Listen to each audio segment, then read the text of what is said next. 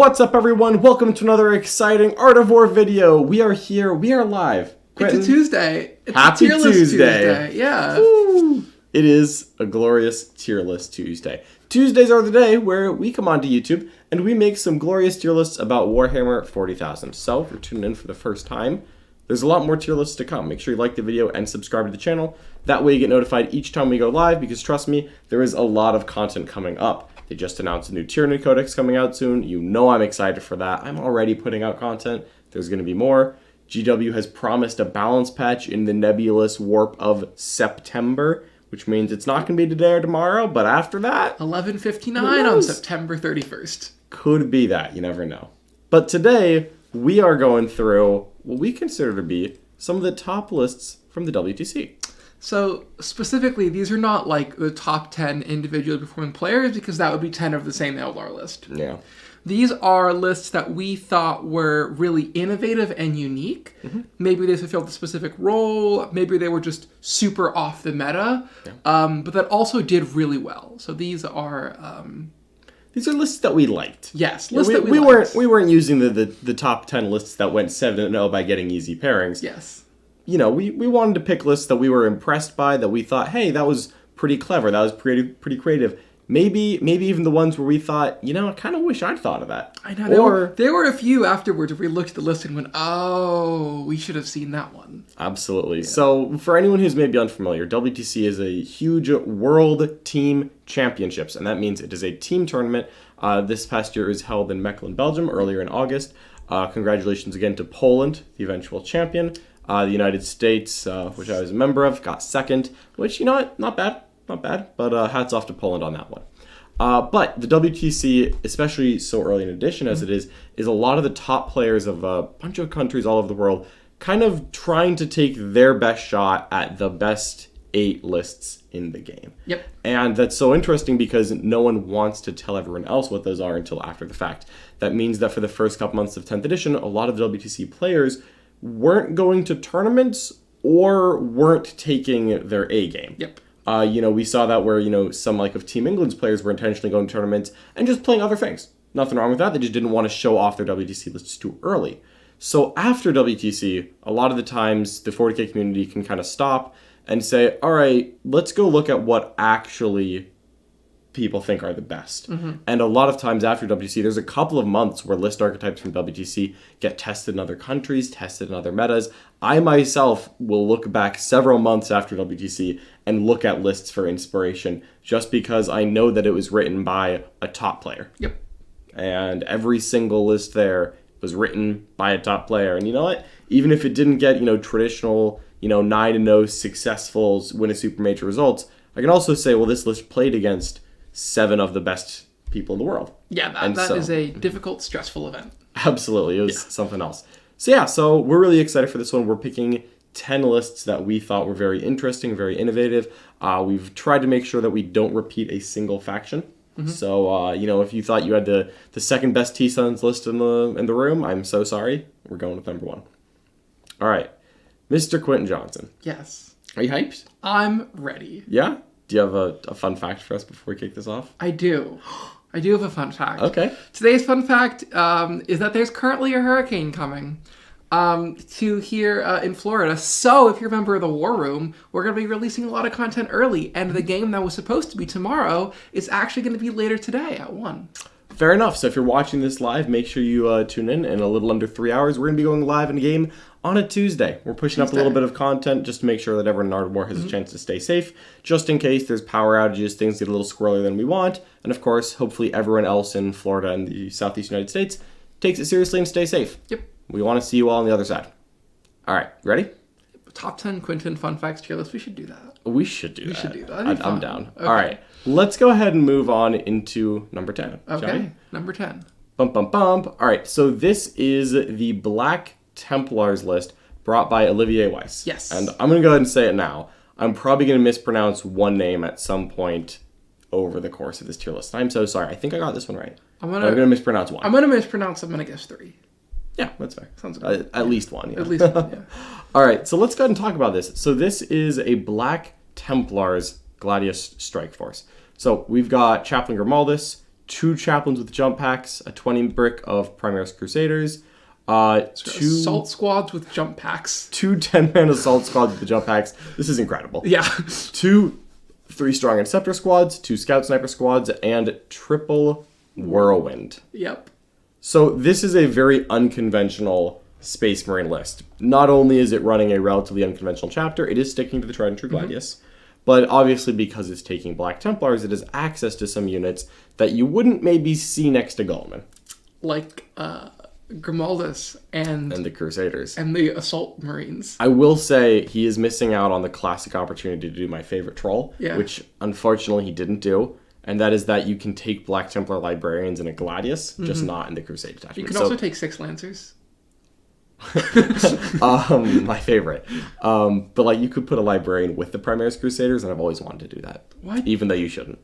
Because anyone who can join an Intercessor can join them. Oh, wow. Yeah. Oh, wow. You just can't take it in a... But then you can if you what do is Gladius. it? Okay, what does an Assault Marine do? So an Assault Marine, honestly, this deserves getting pulled up on Yield Warhammer community. So my understanding is that so you've got 2 jump pack chaplains. It goes without saying right? They're going to go into the assault squads. Those are going to get +1 wound. Yeah. I believe that the assault squads do mortal wounds on the charge. I think that's right. And what that means is that they can, I believe it's roll a dice for every model in the unit. Every 4+ is a, I think every 4+ is mortal. So I think if you charge with 11 guys, because 10 to chaplain, you roll 11 dice for 4 mortal. Okay. So just charging and being like, hey, here 5 or 6 mortals actually feels pretty good, especially when you like could just toss a grenade. Is it one of those things where like, one guy charges the lone op, he takes 5 mortals, then you F-pilot and fight something else? We are about to find out, but I believe so, yes. All right, so assault squad with jump packs. I select one unit with engagement range of it and roll d6 for each model in this unit. Yes. So if one model barely makes it into engagement range, roll as many dice in the unit, not for every model in engagement. So a quite good mortal wound delivery. Other than that, an Astartes Chainsword is 4 attacks at weapon skill 3, 4-1-1, which once you start just saying, oath, reroll hits and wounds. +1 to hit. +1 to wound and +1 AP. Yeah. You don't always need to do that because you already get the +1 to wound. Yeah. But still, that is just a default lot more damage than you'd think. Yeah. I'm guessing one of those chaplains has an enhancement, it looks like. It seems that way. I didn't list the enhancement on here because I had to make 10 of these things. No problem. But still, Grimaldus can give his unit 5 of Failing Pain. He could also choose Advance and Charge, but considering this is a Gladius, you just kind of have access to Advance and Charge. This list can put together a surprising amount of fast unit go punch you, hits harder than you expect. Yep. I mean, the assault squad's literally like, haha, teehee, it's 10 dudes with chainswords. I think that you can take 2 Eviscerators in a 5-man? I think so. In a 7-man, I'm sorry. Yeah. Sorry, yeah. So you can take 1 Eviscerator. There's obviously going to be a couple of special weapons in there, or plasma pistols. Like, this unit just hits a little harder than it should. Wow, 7-2-2 with +1 to wound, +1 AP. Yep. +1 real hits and wounds. That actually really starts to add up. Really starts to add up. And again, you go in with 2 of these units. You chuck a grenade at someone. You go declare 2 charges. On average, if you let's talk about a big bad Magnus, right? If 2 assault squads ran up to him and tossed a grenade and then charged so 3 him, mortals. he would take an average of 14 mortals before you rolled an attack.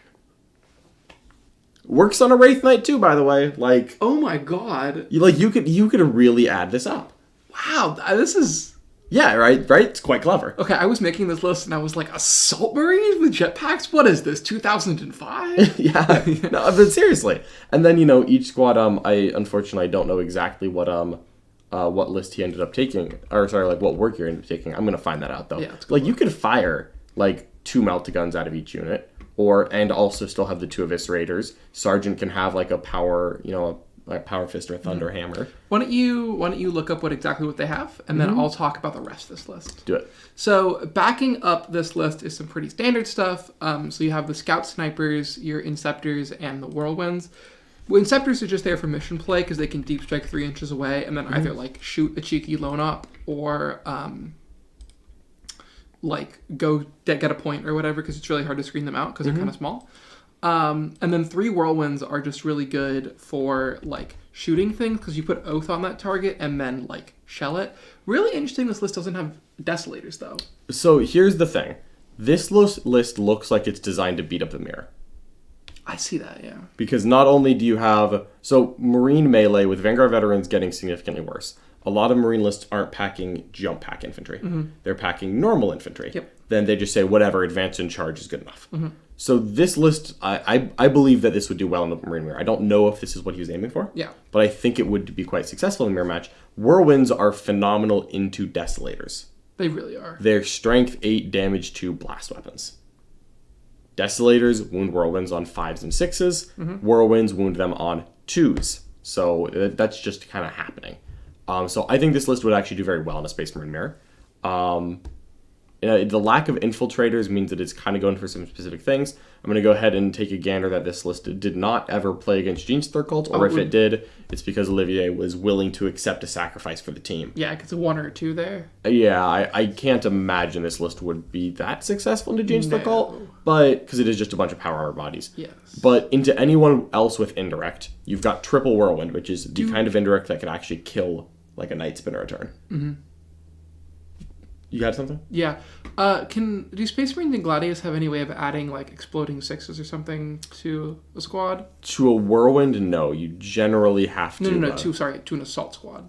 Not in melee. Okay, because I was wondering, so the Sigismund Sealed is +1 AP, and then... Yeah. But that's the Black Templars attachment. This is the Gladius. Oh. It says Sigismund Sealed on there. Oh, then it's not a Gladius. Is this not a Gladius?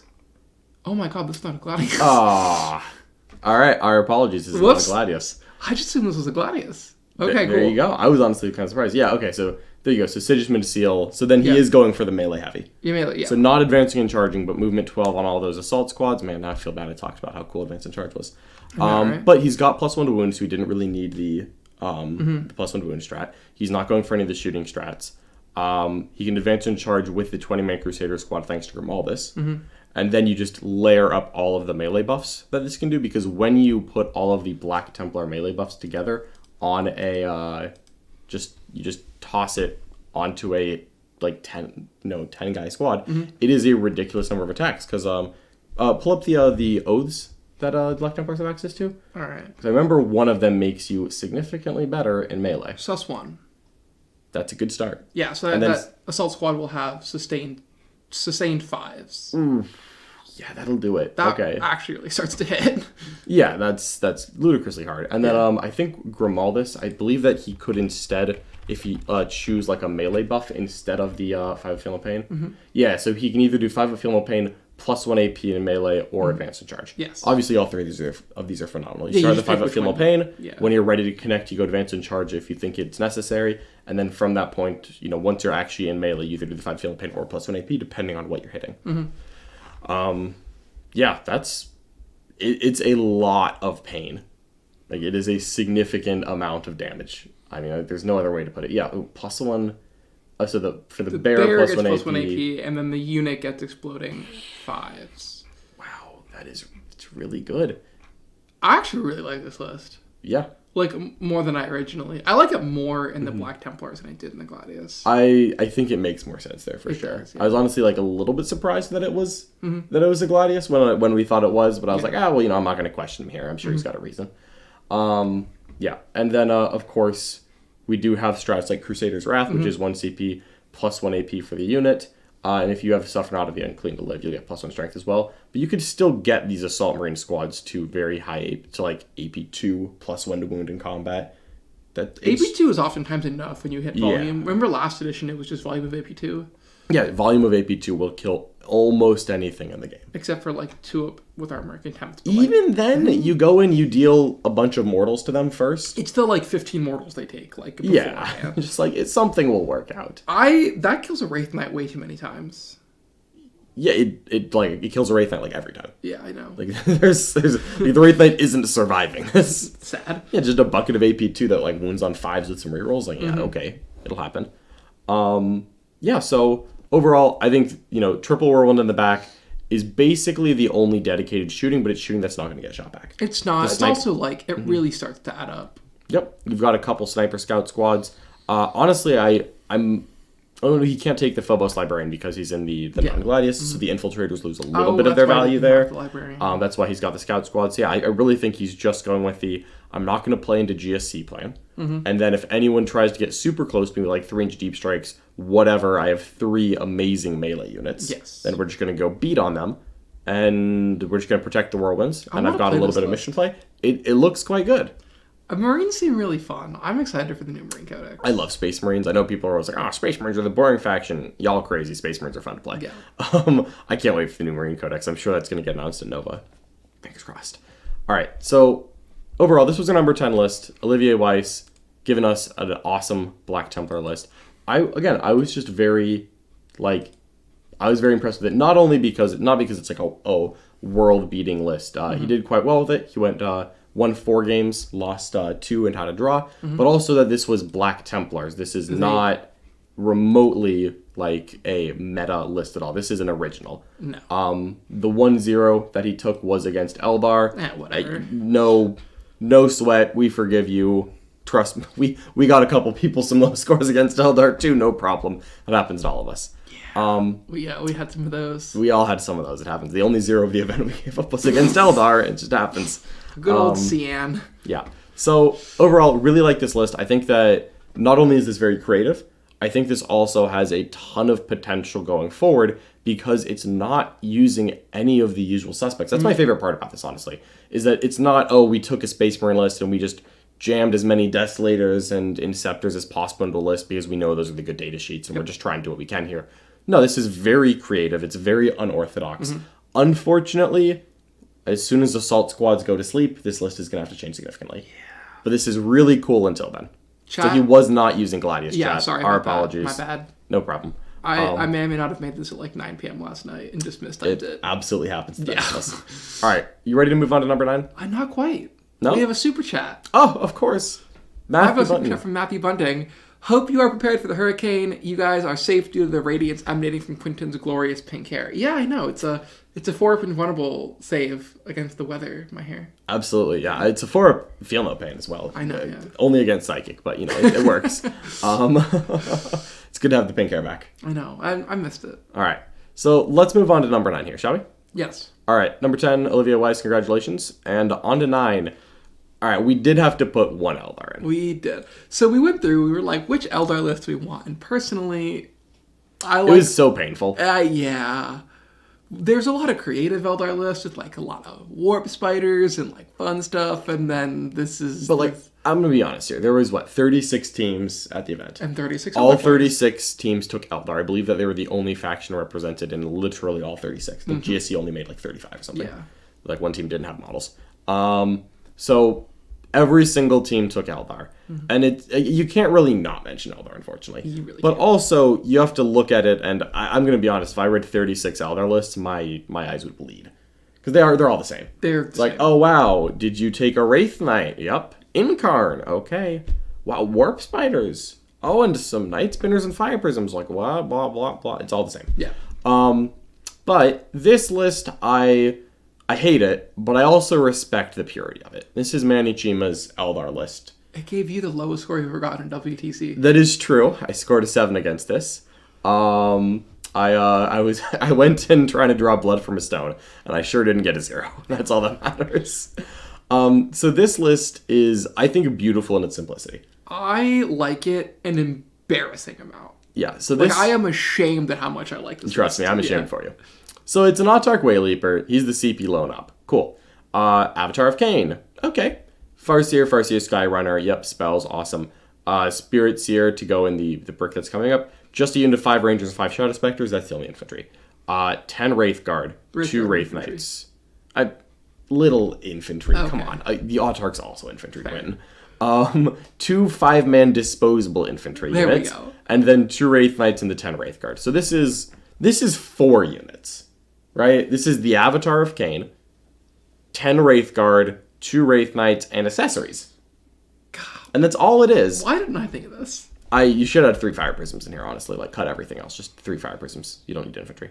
Yeah. So, this list is just pain. Mm-hmm. If you can kill 1 Wraith Knight, the second one will probably kill you. Mm-hmm. And if that was your only way to kill a Wraith Knight, congratulations. you're in trouble. The Avatar of Khaine, unpopular opinion, like more than the Incarn. I think you're wrong, but okay. I get it, and I think you're an Eldar player. So, what? It's true. I will embrace that mantle. Yeah. I like the Avatar of Khaine because he's T12. And he's a little bit tougher than the Incarn in a world where all you need to do is be alive long enough to table the opponent. Because, like, this list just will table anything it can. I think this list will table anything in any edition that has ever existed. No, not even close. But 7th edition was dark, man. That's fair. It was really dark, yeah. Yeah, this list would create more Brimstone horrors than any other list in the game, though. Sure. That's fair. Anyways, this list, very funny. Ton of guns. I mean, 2 Wraith Knights, 10 Wraith cards, and an Avatar is a lot of tough stuff to go push up the middle, not die, and then kill anyone who had the temerity to fight it. So if there's like a central objective and you can get 15 on primary, this list just pushes and says, I will start scoring 15s on turn 2. Would you like to come stop me? Yeah, I don't know what kills 2 Wraith Knights and the Avatar in one turn. Nothing other than like literally a mirror. I don't know, 3 Wraith Knights? Like, what are we doing here? I don't even know what that does. 3 Wraith Knights and some Fire Prisms. Yes, fair.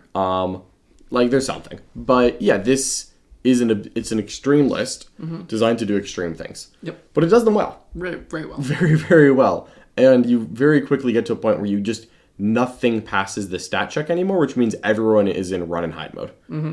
And if this list gets to pick its table, if this list is on good mission, this could kill a lot of things. Very quickly. Very quickly. So, it's literally 4 units. Mm-hmm.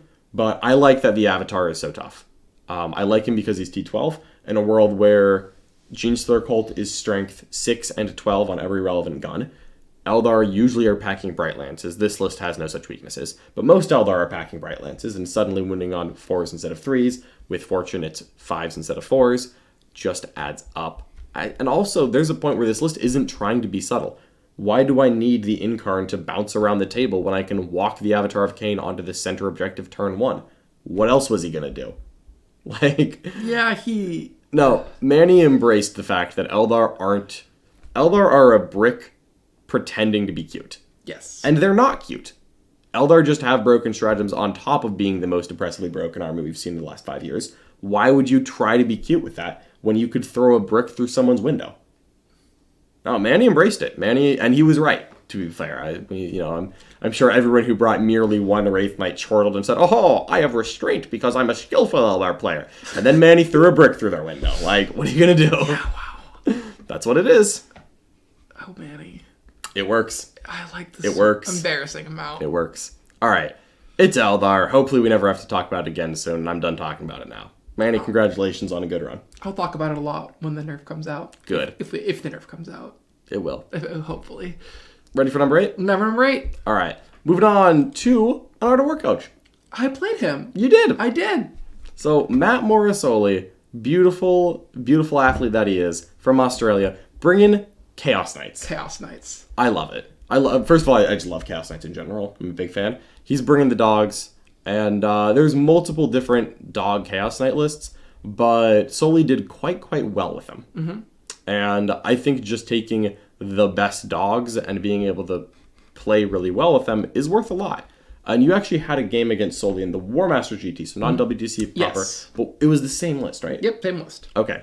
And I really liked the way he played and the results he was able to get out of this one. He played it very different than the way I expected it. So we played, he walked up and he was like, well, I'm probably going to lose this game because I was playing Eldar LOL. He was like, this is a hip matchup. So I'm going to pretend this is teams and I'm going to practice and I'm going to try and get some points. Mm-hmm. So he took Cleanse and I think like Teleport Home or some other secondary, I forget. And there was an objective behind a wall that he could hide on, one of the big L's. Mm-hmm. And he was like, cool. And he sat there and he was like, I'm going to cleanse, pass the turn. And I was like, what? And he was like, yeah, I'm going to cleanse, pass the turn. And they did that for 5 turns. And he got a 5. Yeah. Yeah. Which, into Eldar, if my Chaos Knight player got a 5, they'd get a high 5 and a beer from me. Yes. So I like that with Chaos Knights, you have that ability to play passive because at any point you can pop Knight of Shades and go. Yeah. And a big thing about being passive in general in 40k is also being able to go aggressive when you need to. Because if you go passive with a Death Guard army and you just sit behind your wall and your opponent's like, hold on, you move 4 inches a turn, I'm going to walk onto the center objective, and they're like, oh man, I was passive and now I can't do a single thing. Yep. Terrible plan. If you're passive and your opponent's like, oh man, I can't do anything to you, but if I get anywhere close to you, you're going to go hit me with 2 carnivores. Yeah. Suddenly there's a dilemma. Suddenly there's a problem. Suddenly you can punish them for trying to make plays. And so taking a very hyper-aggressive army like Chaos Knight Dogspam, and then playing it passively, exploiting the terrain, can be really potent. It can throw people off. It can get pretty good scores. Soli put up some great scores. I believe that Soli had 0 losses for the event. He had 6 wins and a draw. Yep. Put in quite a few good wins as well. That's really impressive with an army that we kind of undervalued. Yeah, absolutely. Yeah, this was an army that we didn't end up taking.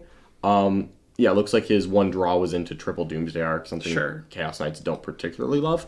But like he put in really good work here. So I love the dog lists. It's very unfortunate that the big boys don't have play, but also I get it. It's where we are. I kind of like that Chaos Knights are all dogs and Imperial Knights are more big boy focused. I really wish you could just like play either way. You know? Yeah, that would be that would be cool. The ideal, because I respect that not every Chaos Knight player wants to also buy an Imperial Knight army. That's fair. Yeah. Yeah, I'm one of the psychos that bought both, but like I get that not everyone wants to just buy their same army twice.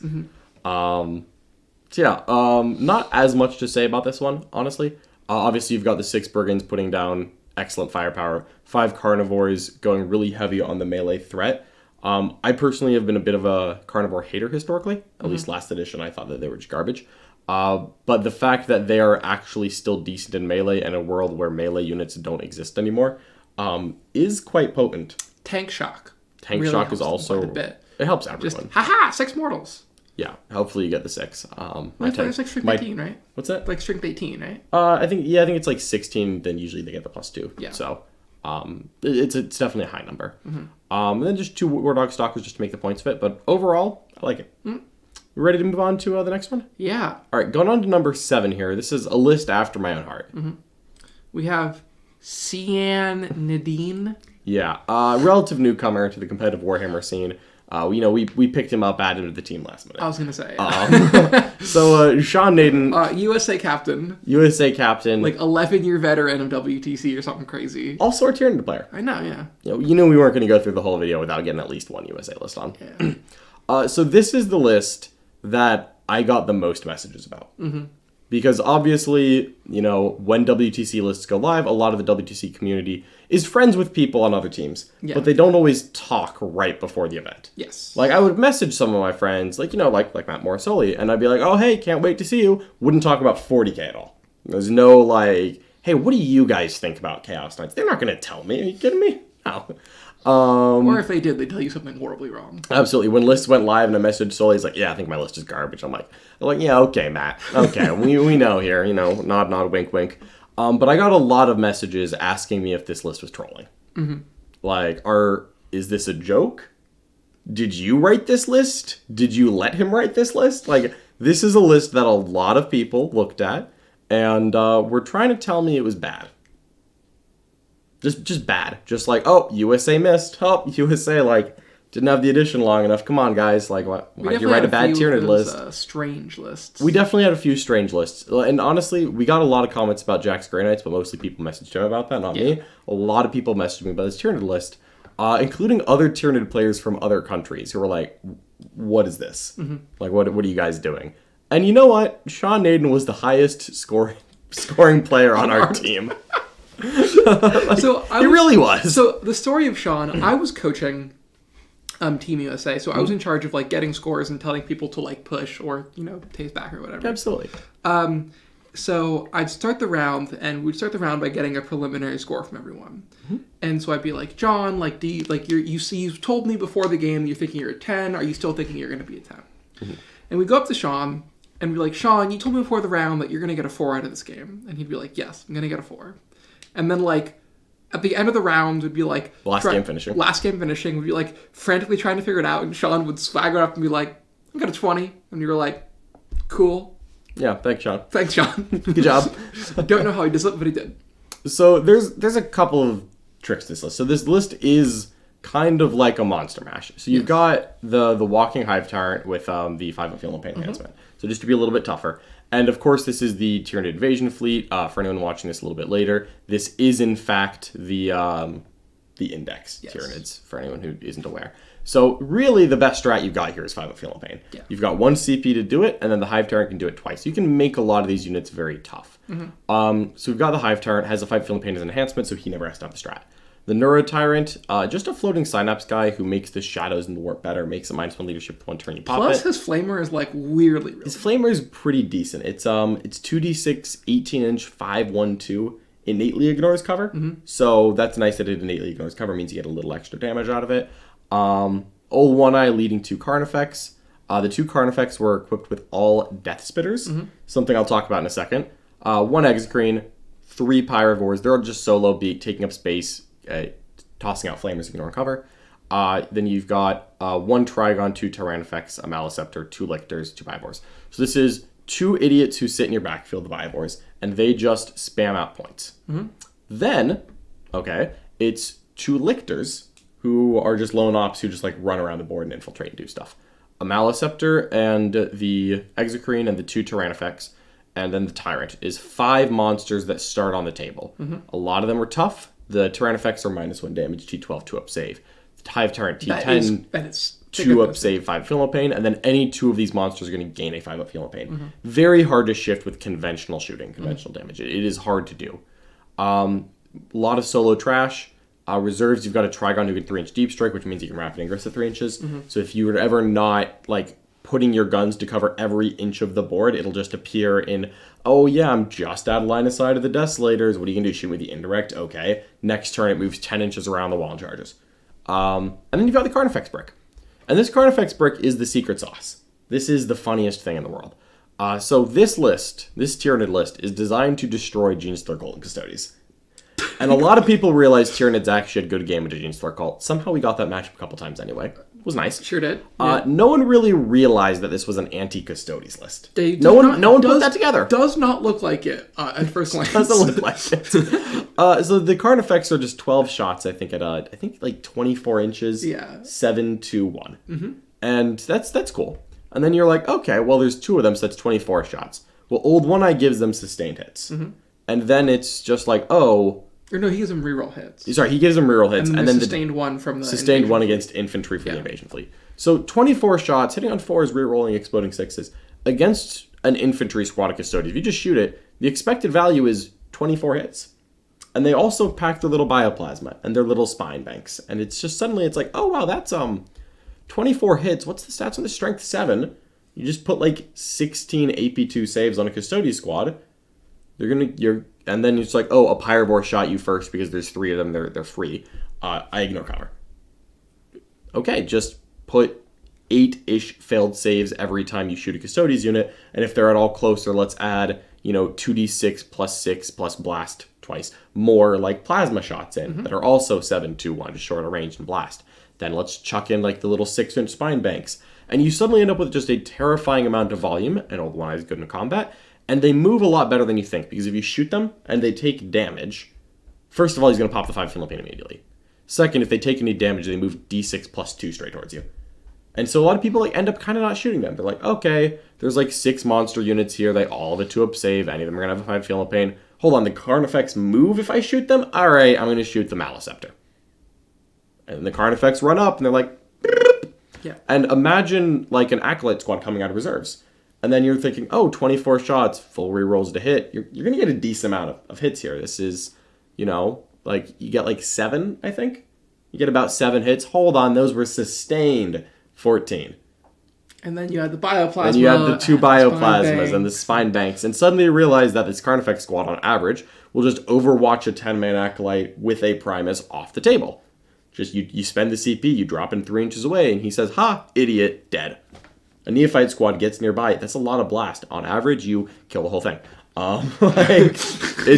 It's a very funny thing where this unit realistically does just drop a Gene Stealer Cult infantryman on Overwatch. And then, of course, it can do then the shooting phase too. So if you try to take a swing on these things, they just kill the first unit that goes in. It's like, all right, send another one. Yeah. And then you have to really overcommit. The Maliceptor is also hilariously difficult for GSC to kill. Yeah. Yeah. And the Tyrannifexes are -1 damage. Yeah.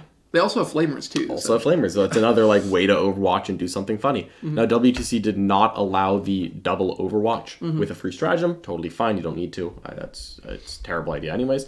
But overall, this list really overperformed, I think, the community's expectations. Yes. It was very good. Now, it does have some bright red matchups. For example, Wraith Knights. Yeah, wow. This list did not have a way to deal with a Wraith Knight, and we knew it. Sean's one fast game was 10 minutes into our Sweden round. He came up to me and I was like, what's your score looking like, Sean? And he was like, I got a 0. And I was like, haha, that's funny. What do you guys on like deployment? And he was like, no, the game's over. I got a 0. And I was like, oh, okay. Yeah. But that's the glorious thing about teams. Yeah. Is that the only time Sean had to play against that was when we were accepting something else good for it. Yes. So to get that, we also got our Custodians into Orcs and I think like our CSM into Knights or something. We got two good matchups to take this one. And we were like, fine, call it a day. So overall, the Sean Naden Turned list will probably change a little bit when we got that Codex coming in next week. But honestly, the Invasion Fleet is awesome. And this list archetype, I could see it sticking around. Oh, yeah, totally. So, really Especially interesting. if the upcoming Battle Slate changes some of the top armies and some of those bright red matchups go maybe to matchups that you can outskill. Yeah. All you can ask for. Let's go to the next one. So the next one is, this is the Spanish Space Marine list. Yes. This is Alejandro Mancuso on the Blood Angels. We're sure this is a Gladius Strike Force? There's a Apothecary with Boulder Discipline. All right, fair enough. Yeah. You got me. All right, so this is Spain's Blood Angels. So let's get into it. So we've got Lamartes. We've got a Primaris Apothecary with Bolter Discipline. 2 Whirlwinds. 1 Impulsor. Ooh, an Impulsor. Scout Sniper Squad, T Fire Cannon, 10 Death Company with jump packs, 5 Death Company with jump packs, 10 Desolators. Okay, that's where the Apothecary goes. 5 Hellblasters, 3 Inceptors, 5 Infiltrators, 5 Infiltrators.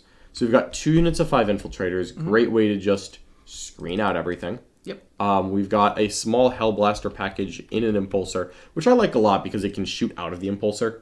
So you can get some good firepower without risking the unit, because there is a point where on turn 1 it's super easy to kill like a Rhino chassis, and by turn 3 and 4 you don't really want to put the effort into it, especially if the dudes are just gonna like disembark behind a wall and it's like, ugh, this isn't accomplishing anything. Do you want to know what the secret sauce of this list is? Tell me. Do you know what Lamartes does? I am sure you're about to tell me how hard he makes a Death Company unit hit. Not any harder, really. Oh. He gives them -1 damage. He what? He gives them -1 damage. It's hilarious. So that 10-man unit of Death Company is Feel No Pain -1 damage. Oh, wow. Yeah. That's actually quite tough. It is. And obviously you can pop Armor of Contempt, because this, we're sure this time, is a Gladius detachment. Yes. That is surprisingly tanky. Yeah. You can make a Death Company squad hit very hard in Space Marine still, because you can still get Lance. Yes. And then with Assault Doctrine you can get +1 AP. You won't get the extra attack. But, So the funny thing about Death Company, too, is they all have Melt-A-Pistols. Yep. And the Melt-A-Pistols get the, like, explodes and stuff. So if the squad is a little bit hurt, all the, like, if one guy dies, then all the Melt-A-Pistols get exploding 6s. Oh, that's pretty good. Yeah. Yeah. So let's look at Lamartes real quick. Hold on.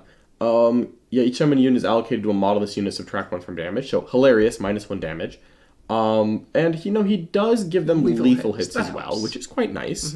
Combos well with Oath to get some rerolls whenever you can. Yeah, that is surprisingly funny. Okay, so you've got a 10-man Death Company squad that's going to hit quite hard. Let's look at what a Death Company unit actually hits. Those are with jetpacks. Of course. So, Death Company, where are they?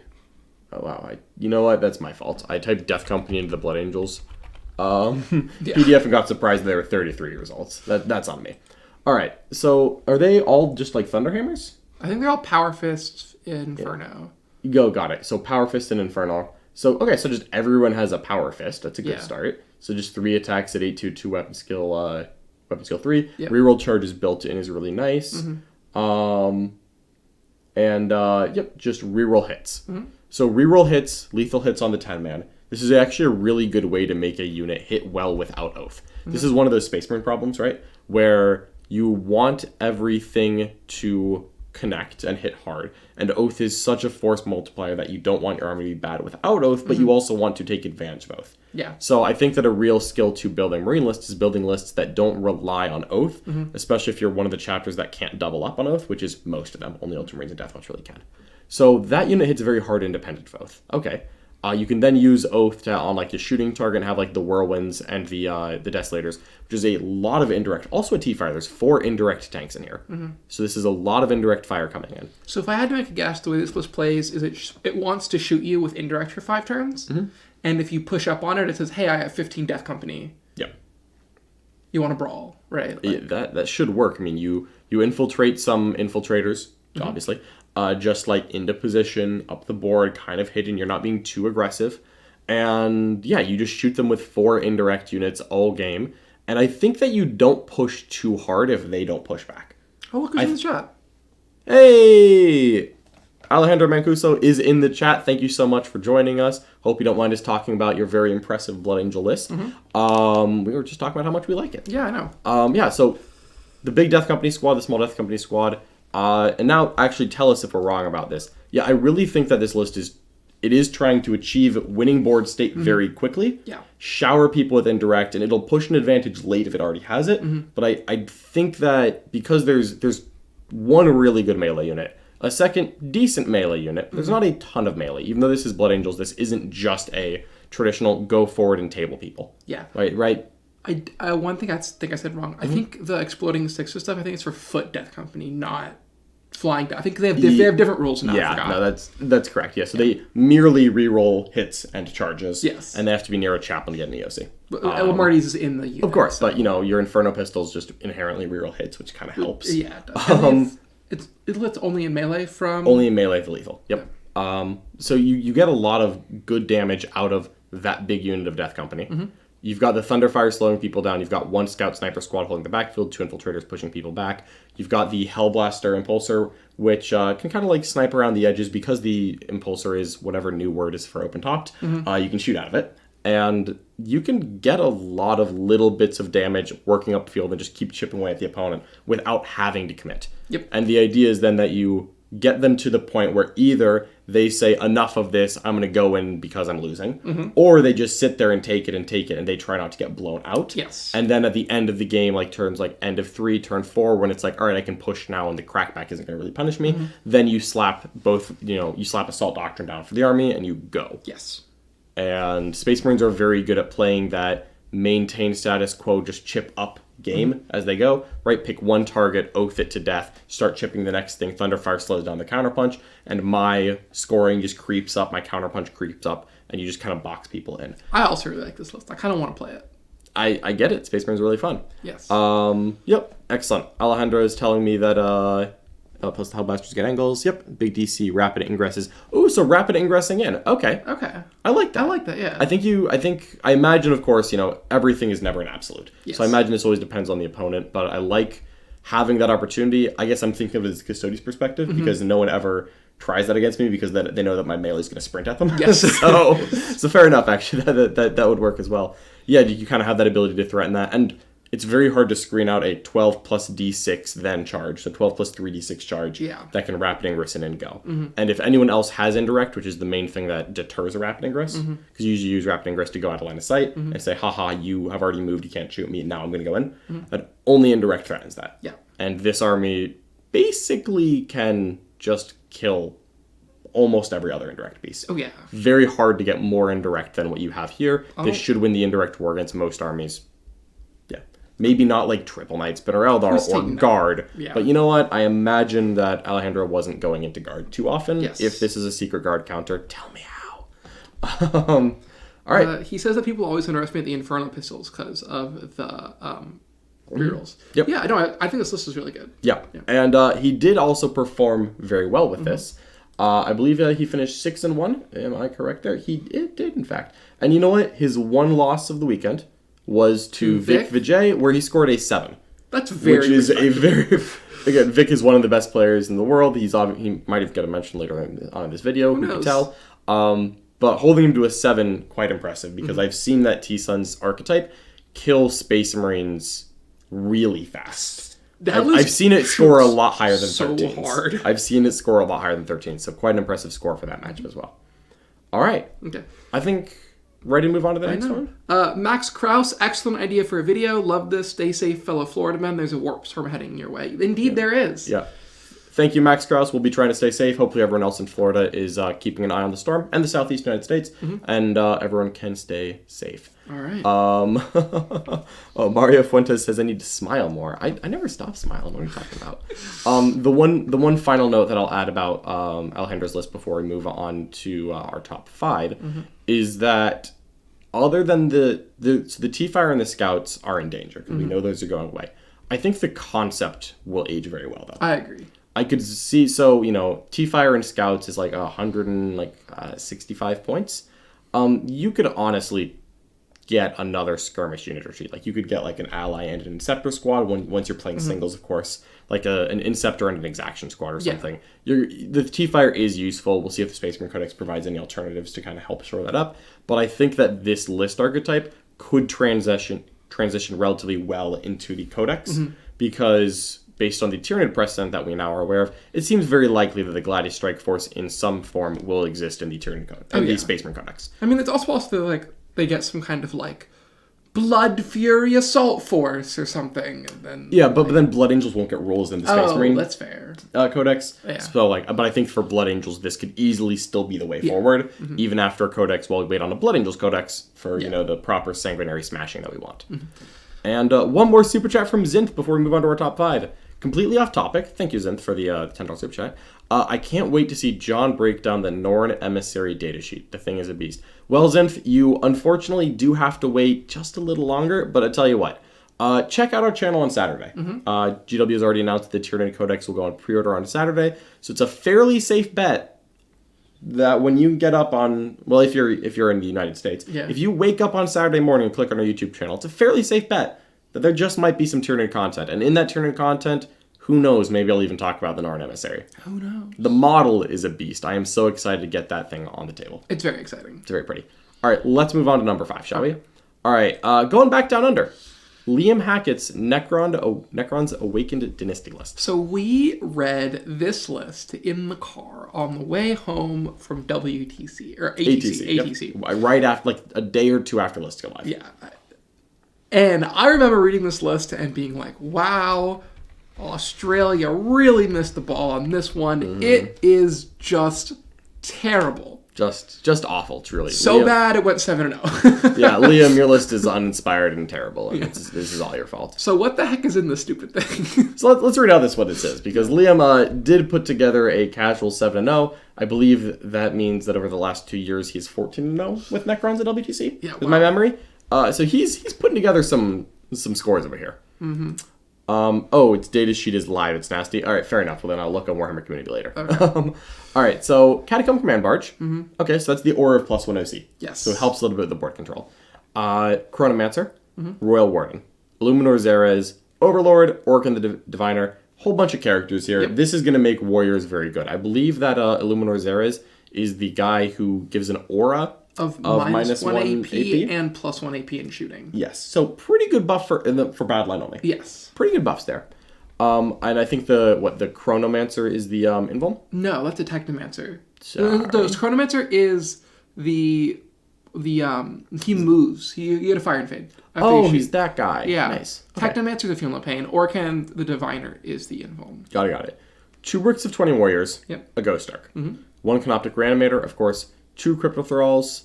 A Shard of the Nightbringer, and a Transcendescent Catan, who I'm sure has the 10-point upgrade. He has Temp Turtle. I cannot believe that thing. It's still 10 points.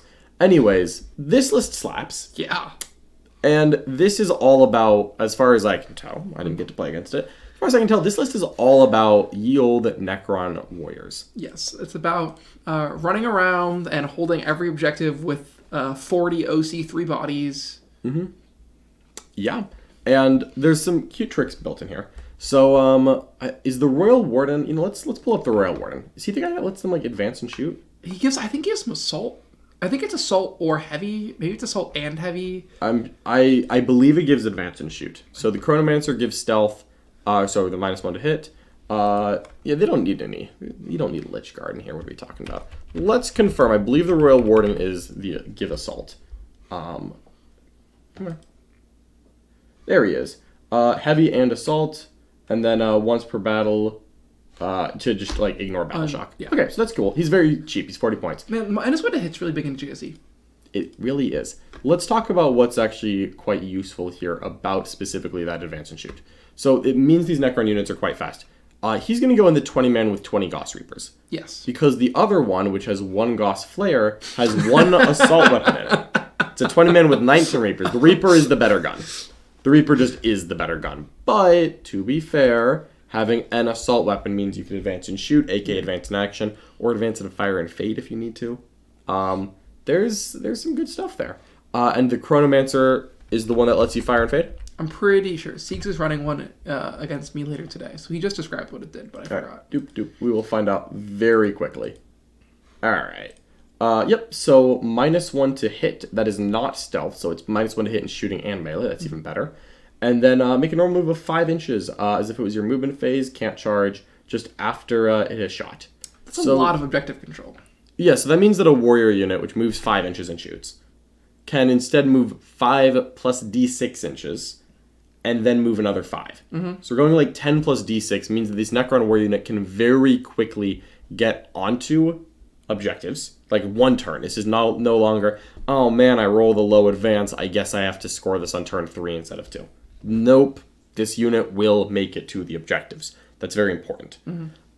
Because these things are 60 OC total, and you can really get to a point where you can get it onto an objective, block out your opponent's ability to credibly hold it, and then outhold them forever. Yep. Because you can just keep resurrecting guys, and you have a Ghost Arc. So, so Liam, for example, did quite well into Custodies, I know, against New Zealand, where he just shoved Necron warriors up, boxed the Custodies player in, said, yes, you can kill a lot of Necron warriors at a time, but you can't 20. kill 20 in an activation. So they were always rezzing. The Custodies player did not get to the objectives in anything resembling on time, and got crushed on primary and secondaries. Yep. So, Necron Warriors, if you fought Lich Guard are harder to kill up front, but they come back slower. Necron Warriors come back at a ludicrously astounding speed. Yeah. I mean, you get like 2d3 plus 6 back like every time you reanimate. Yeah, it's because of the Ghost Arc as well. Yeah. Because the Ghost Arc lets you, let's read it. Yeah, once per phase after an enemy unit makes its attack. So once per phase means you can do in shooting and fight phase if you're just getting stuck in. Just pick a Necron warrior unit within 3 inches that lost a model, and it reanimates. Yep. So I think reanimates. I think warriors reanimate d3 plus 3 if they're on an objective. Yeah, I believe that's correct. So that's 2d3 plus 4 every time they reanimate. You get back. So let's find out, shall we?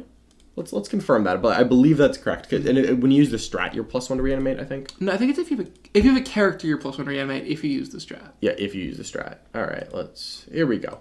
So yeah, so each time they reanimate, if they are on an objective they control, d3 plus 3. So yeah, that means that if you shoot them, do a lot of damage, free heal d3 plus 3. Okay, that wasn't very effective. Now you hit them in combat, and they spend the CP, d3 plus 3. Use this, d3 plus 3. So d3 plus 4 if they had a character attached. So if you kill this warrior blob down to 1 guy, they can spend the strat and use the Ghost Arc. And then they get 4d3 plus 7 guys back. I think it'd be 2d... Oh, right, a reanimator. Yeah.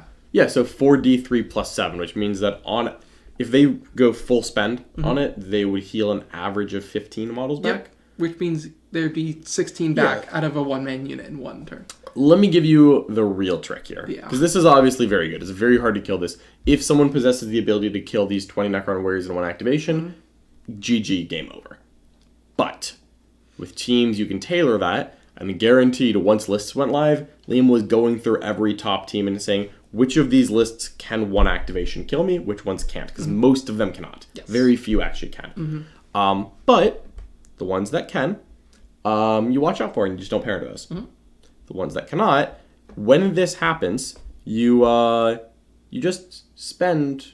So the way that this works, let's talk about the reanimation chaining, right? The way that this works is that when a model reanimates, it has to be placed in coherency of a model that was on the table at the beginning of the phase, which sounds very funny because, oh, you can't chain out in your command phase anymore. That's true. You can chain out in your shooting phase. That's because imagine 20 Necron warriors. Someone shoots them, kills 19. Now, when they start coming back, they can be chained all the way out because all of those models were on the table at the start of the phase. Even though they have left and rejoined the table this phase, they were there at the start. So you can just all the way out in the shooting phase only, or when you get killed. But you can't do it in your command phase. Yep. Your command phase, you just heal a little bit, and that's when everyone's used to the tricks happening. So people like are aware of the old Necron Warrior tricks, and then they see the new update, and they're like, "Oh, okay, you can't do it anymore." Whatever. And the command phase, that first time it comes up, just not doing much. Yep. And then the second you be like, "All right, I'm just gonna go charge and beat this unit up with my Custodes brick." Oh man, I killed 17 instead of all 20. Kind of average. Yeah. Could kill all 20, doesn't always. Shouldn't expect it to. Suddenly, oops, 15 of them grow. And this time he's healing all the way out. Yep. He's going all the way out on vacation, coming back around. Suddenly he's on every objective getting a 15. You're about to get a 0, and you're like, oh, I thought you couldn't do this anymore. But surprise, you can. Start of the phase, baby. You can. All right. So this list, quite ingenious. Also, there's 2 Catan. Yeah. Which we didn't actually talk about. The Nightbringer hits a little harder than you think. And then the Catan literally never dies.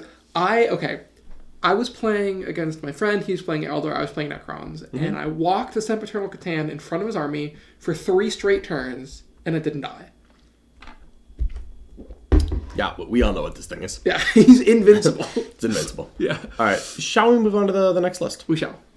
Into the top 4 here. Let's go. All right, so this is the one I'm most likely to mispronounce. This is the Polish Dark Angels Gladius Strike Force, played by Lisu. I think so. Lucas Lezubitz. I'm very likely gonna mess up that name. I'm so sorry. Full disclosure, I couldn't figure out how to do some of the Polish characters, so I anglicized them. So sorry about that. Totally. Yeah. I forgive you. Yeah. Hopefully Lesu does as well. Let's talk about what this is, shall we? Yeah. Other than a masterclass. Other than a world-class list with a Land Raider in it. I do love that part. Yeah. So we've got an Ancient and Terminator armor. There's only one Terminator unit to join, so he's going there. An Apothecary Biologist with Bolter Discipline. Captain in Terminator armor, who of course is going to go into the only Terminator unit. Phobos Librarian, and alright, he clearly doesn't have regimental attached. Oh, I guess I never deleted that one I made. So I'm just going to assume that's not there. That's from Skark's list. Yep. Oops, spoilies. 6 aggressors with bolters coming up. Couple small attack bikes. Big 10-man Deathwing Knight Brick. Obviously, that's kind of the 2 Terminator characters. 3 Inceptors, 1 T-Fire Cannon. What is that? It's 5 Infiltrators, a Redeemer, 2 Scout Sniper Squads. Yep. So the Land Raider Redeemer, let's talk about the first of the 2 bricks here. Yes. Because this list can stat check you if it wants to. It doesn't have to. You could also Rapid Ingress into Terminators. You have a lot of play here. Rapid Ingress is always great. But you could try to stat check someone if you wanted to. First up is the 6 aggressors with the Apothecary Biologist in the Land Raider Redeemer. So the Apothecary Biologist gives his unit lethal hits. He also has Bolter Discipline, so he gives him sustained hits. Yep. If he's in Dev Doctrine, you crit on 5s instead of 6s. If you're shooting something with Oath, this will get exponentially silly. So let's talk about what an aggressor is. 18-inch, strength 4, AP 0, damage 1, D6 plus 3 shots. The 3 shots are inherently twin-linked, but usually you're shooting the Oath target. It doesn't matter. The D6 shots are blasted. It's 2 different guns, technically. So D6 plus 3 shots. So we can call it 6D6 plus 18. 401. The aggressor rule is plus 1 AP against the closest eligible target. Yep. The Devastator Doctrine stratagem, because this unit really likes being in Dev Doctrine, is ignore cover, good, and plus 1 AP if you're in Dev Doctrine. So this unit loves sitting around for a couple turns, waiting until it's time to come out, coming out in Dev Doctrine, because you could target with the strat while it's in the Land Raider. Then it comes out, even after the Land Raider moves, it can still charge and shoot. And suddenly you spend the CP and you're, against the closest target, I am strength 4, AP 2, ignore cover, damage 1. So this thing that used to give a guardsman in cover a 4-up save now gives him no save. Yep. And you're like, oh wow, we have really crossed the Rubicon there. Crossed the Rubicon here. Yeah. Oh, okay. look at the amount of shots this thing has. So rerolling hits, like D6 plus 3 shots. Let's call that like, I don't know, let's call it 9 shots, right? You roll the 4, you got 2 plus. This one guy puts out 9 shots. You're rolling into an oath target. And you roll the dice, and you get 3 5s out of 9 dice. So that's cool. Well, you've got 6 other dice. Screw it, reroll them all. We're fishing. And you get 2 more. And so you've got 5 5s, and then like 2 more hits. So you're like, oh, that's 7 hits and 5 wounds on any target in the game. Just each guy got a little blast magic going your way.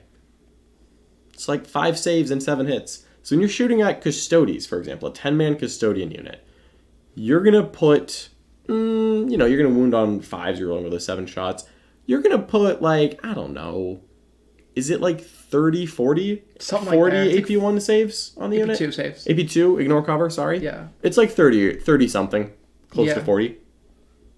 It's like 20 failed saves. It's like 7 dead Custodian Guard. Yeah, this unit will kill Custodian Guard at a pace I was not comfortable pairing myself into.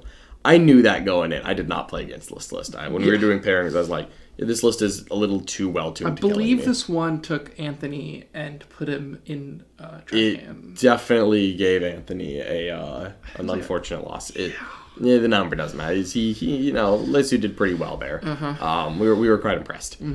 So that aggressor unit kills God. Yes. If you find anything even if it's not blastable for the record, like that could kill a Wraith Knight very conceivably. Oh yeah. Like if you just get to line that up, boom, you're dead. Wow. But it is so much worse it's just so much worse when you get something blastable and you just blow them off the table. So really good hard-hitting unit. Of course, they're also twin-linked to melee because they're Power Fists. The Redeemer lets them go forward, get out, shoot, and then charge because of assault ramps. So quite a versatile unit here. Hits very hard. The lethal hits do carry over to combat. The sustained part doesn't. But you put in a lot of work. You put in a lot of work with that unit. And then the Redeemer is also like a fun Overwatch caddy because it also shoots like way harder than you think. Shoots harder than you think. Yeah, like, it's 2d6 plus 6 shots at 6/2/2. Ignore cover. Hits, like, it'll melt people. It's quite tough. Like a multi-melta and a Hunter Killer missile. Yeah, it's quite tanky. Then you've got the 10-man Deathwing Nightbrick, which could either walk up the table or it could Rapid Ingress in, depending on what kind of threat you're facing. It's OC2 because there's an Ancient. Get a free strat out of the captain, so you can often be armor contempting or jet away when someone gets near you.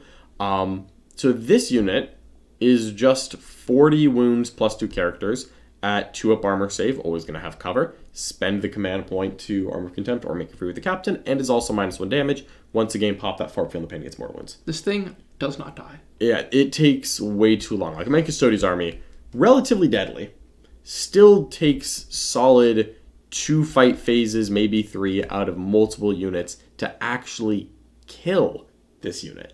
And I'm going to be losing some guys on the way. I'm not coming out of that the same number of dudes I walked in. The Custodes have to gang up on this unit. I have to use horde tactics against it with Custodes. What are we doing here? So 2 incredibly strong bricks. A lot of support pieces. Phobos Libby. Hey, we got a hurricane warning. Yay.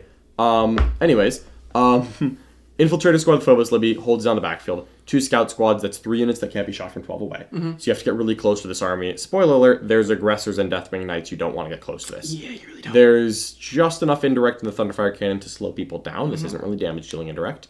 2 Inceptor Squads play the mission very well. Attack bikes are relatively cheap and quite fast. They don't take up the agent slots that you can pass it down the team. All the characters to make this work, there aren't regimental attaches.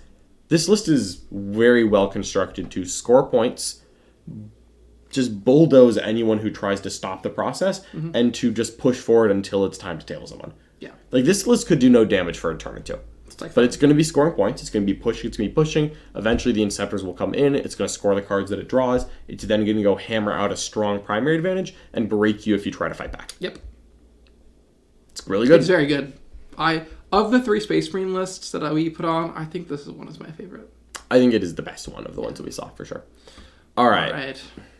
We ready? We are. We got 3 lists left. 3 beautiful lists. Let's go on to number 3. A personal favorite. Yeah, the regimental attaches aren't there. That's a typo that we just I had a form. I made a second poll list, and I guess I just forgot to delete the regimental attaches. All good. Let's get on to the next one, shall we? We shall. Top 3. Whoop, whoop, whoop. Orcs. Lucas Troller from the US of A. on a beautiful, beautiful orc Wa tribe. Mm-hmm. So this is the secret weapon of the Team USA. This list is very good. This list is amazing. This list is so funny. Lucas had to have 2 full trays to Yeah, he just had 2 army trays. We just had like a coach helping him out, Yeah. bringing him water, picking up the casualties, sorting it all out. I just put Tyler. I was like, you're on Lucas duty the Absolutely. whole time. So this is just a pile of trash. For those who don't know how to read this, it is 9 trucks or truck equivalents, and then 9 boy squads or boy squad equivalents in those trucks. Then there's 2 bosses just hanging out in the trucks. Yep. There's a weird boy just threatening a little teleport for some mission play, just doing his thing. Again, 90 boys, 9 trucks. 3 mech guns. They're small. They're cute. What are they doing? They are anti-fly devlins. Just keep that in mind. 3 storm boys. Good golly, Miss Molly. We found yet another cheap trash unit. Yep. And 2 units of Gretchen. There's more. Yeah, there is infinite trash. How many trash units is that?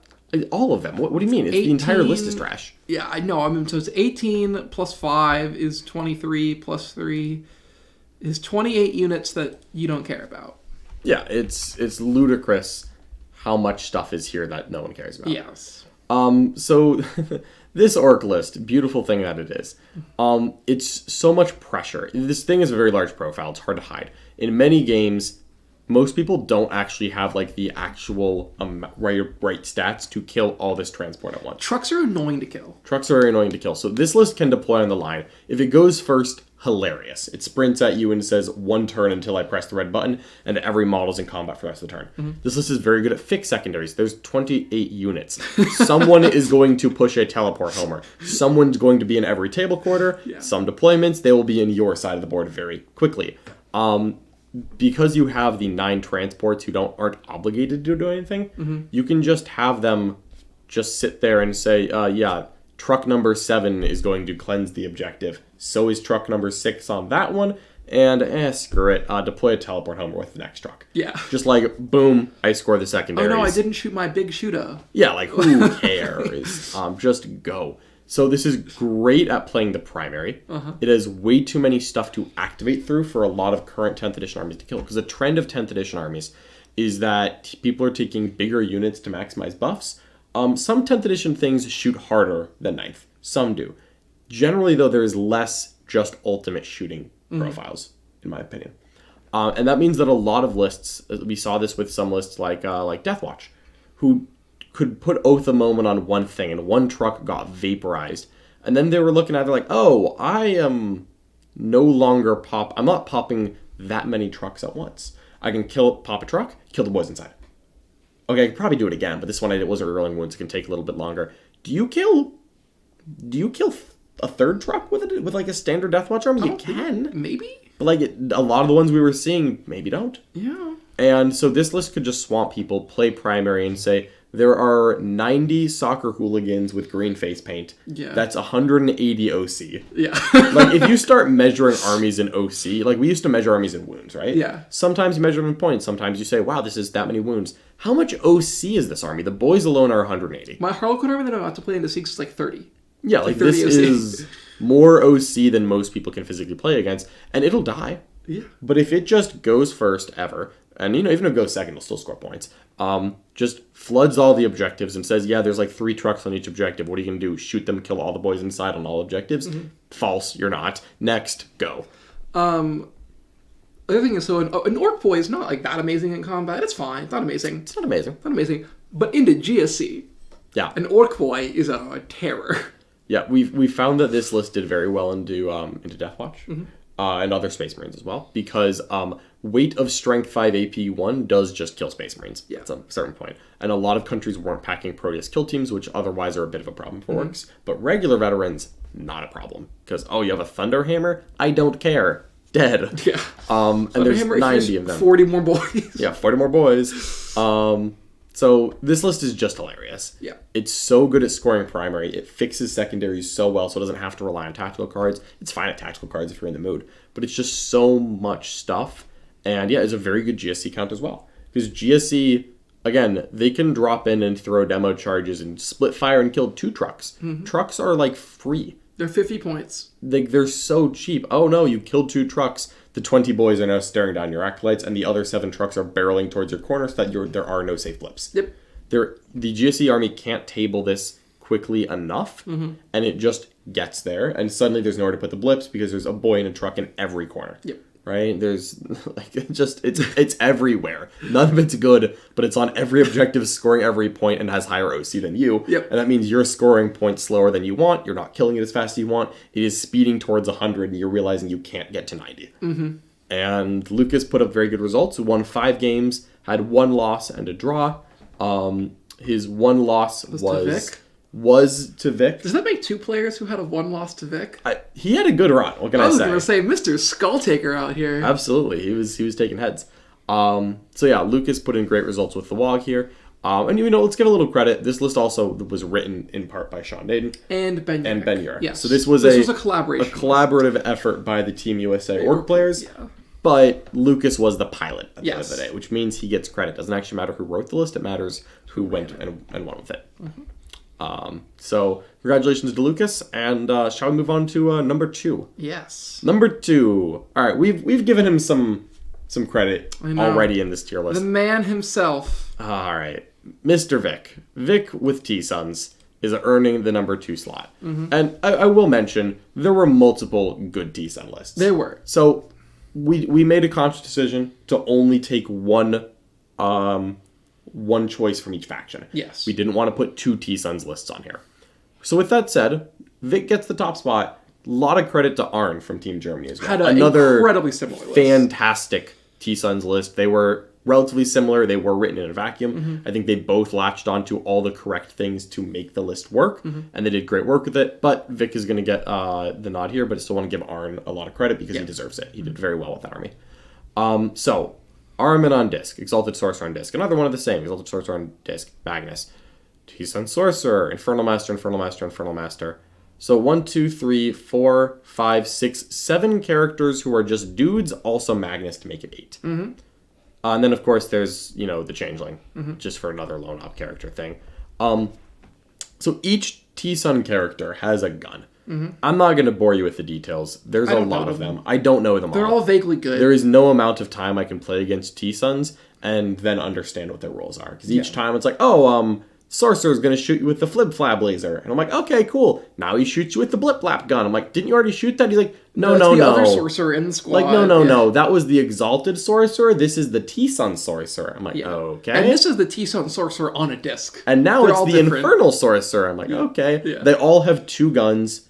Then they're all slightly different. They're all good. The third time I got shot by a Strength 6 AP 3 damage 1 dev wounds gun in the same unit, I was like, all right, please stop trolling me. Which gun is this? He's like, no, it's a different gun. I'm like, okay, all right, T-Sons. Yeah, and they're all going to have +1 to hit and wound from Magnus, and they're going to have devastating wounds from the army roll, and they're all going to shoot indirect. Yeah. And 1, 2, 3, 4, 5 rubric squads. Yep. Gives a lot of room for most of these characters. The Infernal Masters and the T-Sun Sorcerer I expect, and then up to either Armin or one of the Exalted Sorcerers. Yeah. You can kind of moderate this depending on your opponent. But 5 rubric squads reroll wounds against people on objectives. Yeah.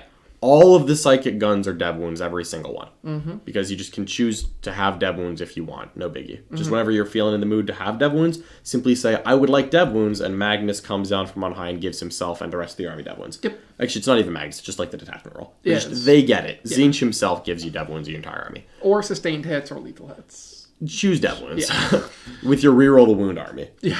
So all these guns basically always rerolling wounds. Just all the time. Just rerolling wounds, dev wounds. You dare be on an objective, don't score points again, trash. Rhino. Rhinos are really good. Rhinos actually really help this army against indirect. It lets you keep yourself alive just long enough to call in the Magnus Orbital Bombardment. And what we mean by that is that there's some tricks in T-Sons here. For example, you can double move someone. Yep.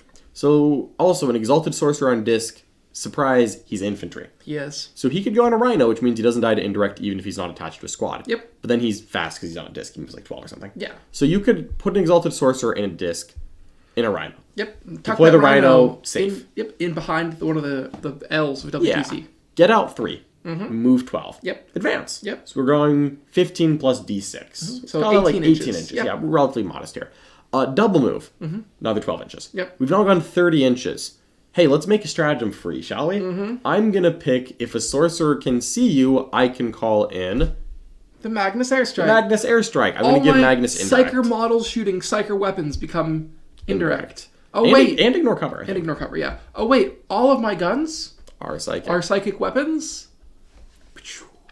So you can just sack, if you need to. Like, let's say someone has a Desolator squad. You can tank a Desolator for a short amount of time, right? You're going to lose a unit. You've got some Rhinos, though. It's not going to be an immediate end of the game. And then you immediately launch an Exalted Sorcerer 30 inches and say, Or hi. 42.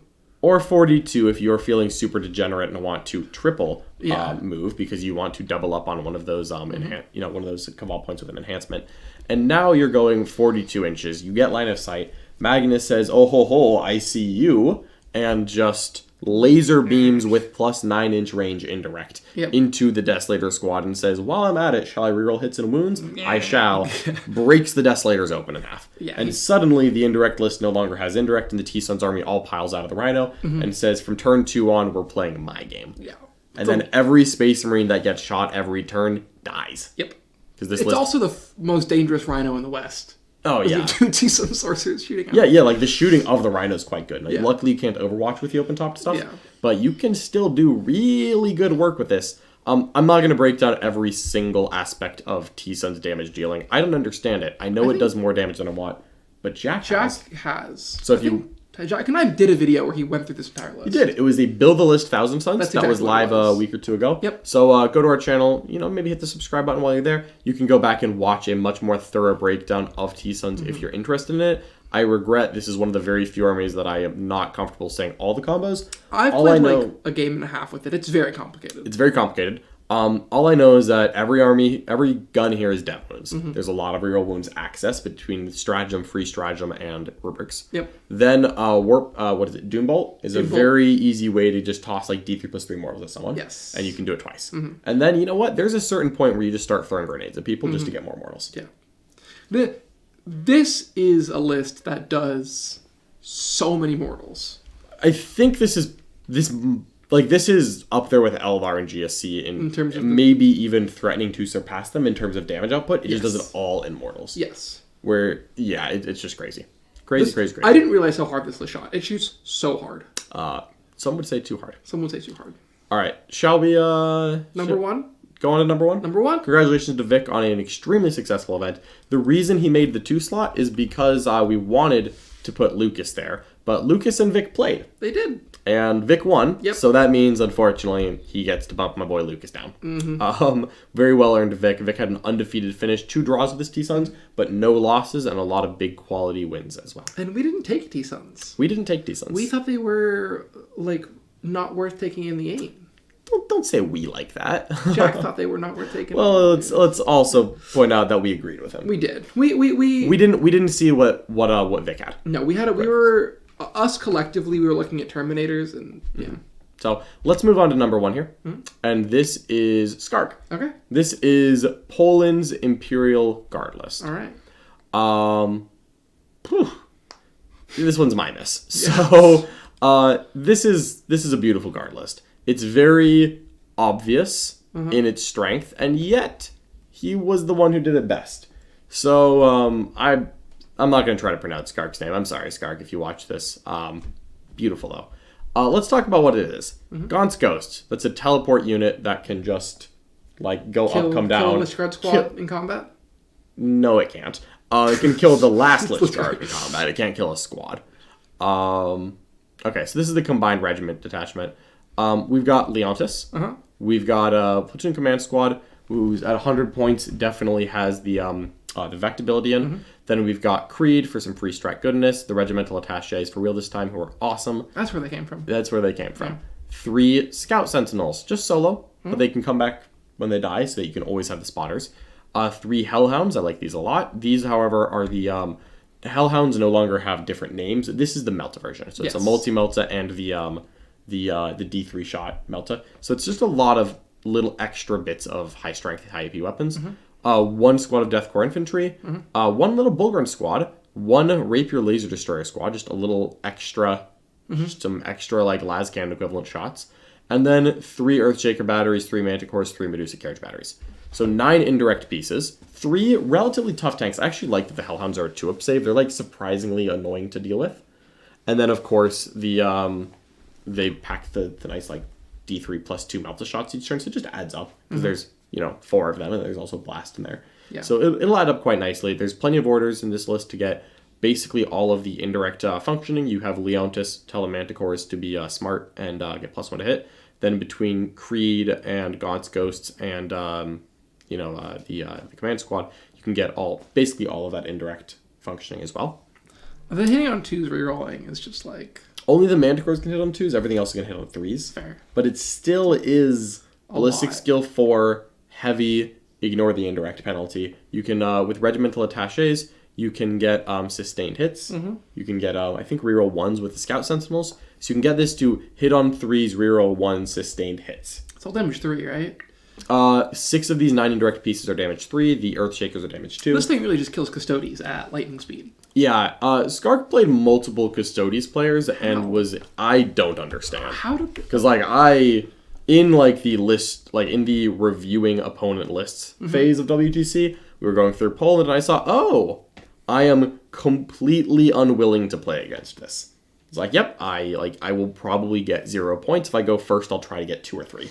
This man's scores are impressive. Yep. So Skark did get the number 1 slot. Props to him because he was also number 1 at WTC. So he had the highest scores for the weekend of anyone on any team. And he did that while obviously having a very hard strength schedule because he was on the first place team. Yes. So he played the best. He beat the best. He did very well, and he put up some really good scores to help propel Poland to victory.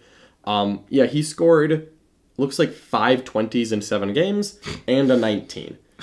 He did score 112. Against Eric Forsman from Team USA, who did in fact hold him down as well as anyone could. But apparently it's hard to hold down Skark because he put in some work. It's so beautifully simple. It's 9 indirect pieces that can just play non-interactive 40k, I kill you. They're between 3 Hellhounds, 3 Scout Sentinels, teleporting Gaunt's Ghost, a little Bullgrim squad. You have enough stuff to push around the table and score. When it dies, you can try to bring one of it back. But this is just enough indirect to leaf blower people off the table. And with a little bit of choosing your matchups that you get in WTC, you can avoid whatever Skark is afraid of, which I have no doubt is nothing. But certainly the 7 people he played against, he was fine to them. He put 20s on Genestealer Cult. He put multiple 20s on Custodes. I'm curious, what was this 19? Who held him to a 19? Orcs. All right. Fair enough. Point is, Skark put in work. Skark killed people. This is a heinous amount of indirect guns, and so many lists, like basically all Space Marine archetypes, look at this and die. Immediately. Yeah, like, this is now the critical mass of indirect. We're having whirlwinds instead of... Deathslayers no longer matters. Innis's Repulsor? Oh, die immediately. Yeah. Like, every bit of Space Marine tech choice that could possibly be here will die. Everything trying to be tough will fail. Yep. Yeah. This is a very impressive list. He put in incredible results for the weekend, as you'd expect from a player of his caliber. All right. That, I think, is the last list. I think so. So, let's go ahead and... what am I doing here? You're looking at the... I was looking for something, but I can't find it. landscape? There we go. It's fine. There you go. Okay. So let's go and wrap this one up. Yeah. So thank you so much, everyone who joined us for this. Hopefully you enjoyed this video and this little bit of WTC content because we are never done with it. Of course, if you want to see even more WTC content, we did do some review videos on our YouTube channel. So make sure that you like this video, subscribe to the channel if you want to see even more WTC goodness. Thank you so much, everyone who watched this, and stay tuned. There's a lot of tiered content coming up as well. Whenever GW finally graces us with an Elder Nerf, a balance patch, we will be talking about it with smiles on our faces. So thank you so much, everyone who watched this. If you want even more awesome 40k content, make sure you check out the link in the description below. That's where you can get access to the War Room. That's on our website, thewarroom.vhx.tv, where you can get a free 3-day trial to the War Room if you want to see what it's all about. It's our wonderful global community where you can become a better player, become a better version of yourself, and get good at the game that we all love. So make sure you check that out, and we'll see you next time. Bye-bye.